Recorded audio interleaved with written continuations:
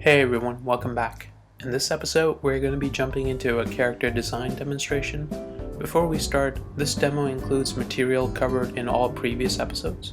I highly recommend you go watch them so you can follow along as I go. Let's get started. So in this demo, I really wanted to find a middle ground between simple and complex, pushing shape design and personality as far as I could go and show an example of what you can achieve with the tools provided in the episodes prior. I started with a silhouette and designing the overall shape of the character. Just a slight recap with silhouette design. A silhouette is a shape which conveys the most important features of a design. In this case, I wanted this rounded character to have distinct cartoony features. As I was thinking about the design, I wanted to give the character certain elements that express a devil. I decided to give it horns and a tail to communicate this devilish idea. This was just a starting point. Now that I created a base which I'm happy to reference with, I duplicated my silhouette and reduced the opacity just so I can trace on top of it. This time, I'm trying to draw a loose gesture drawing within the boundaries of the silhouette. I'm adding facial features and other details while generating an overall personality to the character.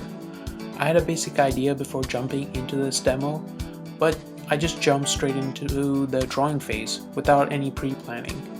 Keep exploring during this step and try to settle on a look that really tells you what the character is about.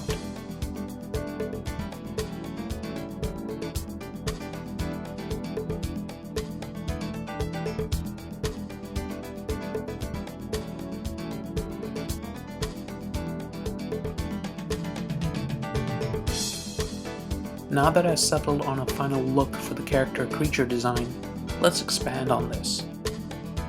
I really want to explore this character further and demonstrate that it can communicate many more emotions while being real at the same time, something interesting to look at and yet feels believable. Using the same principles and practices, I started to pose my character and set up different actions.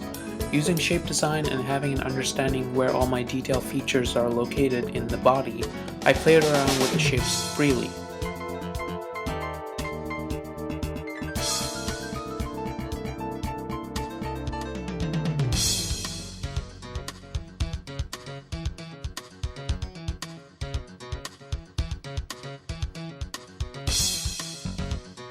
Once again, after drawing the silhouettes, I reduced the opacity of the shapes and continued with my gesture line work, really trying to get that looseness and flow in my drawings as much as possible.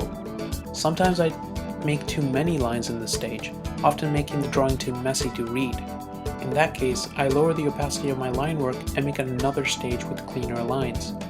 If you're doing this by hand, you can do this entire stage by starting off with a gray or light colored marker for your silhouettes.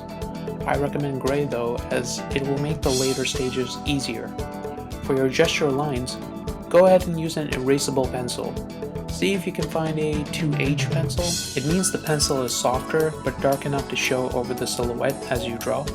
If or when you go for your clean line stage, use a pen or a dark colored drawing utensil.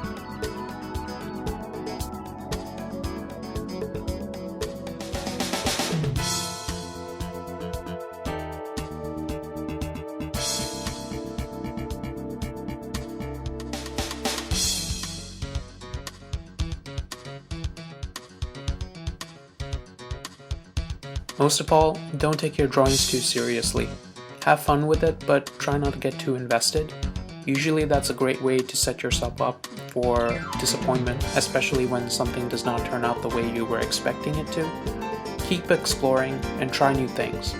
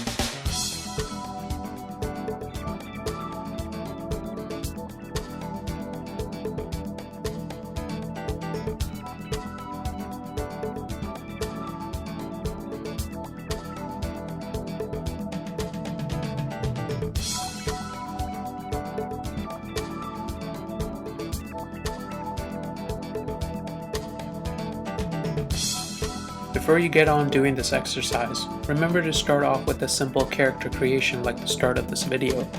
It can be easy to jump the boat and go for something super detailed, but try and keep it simple. Know who or what your character is and what the main elements that define that character.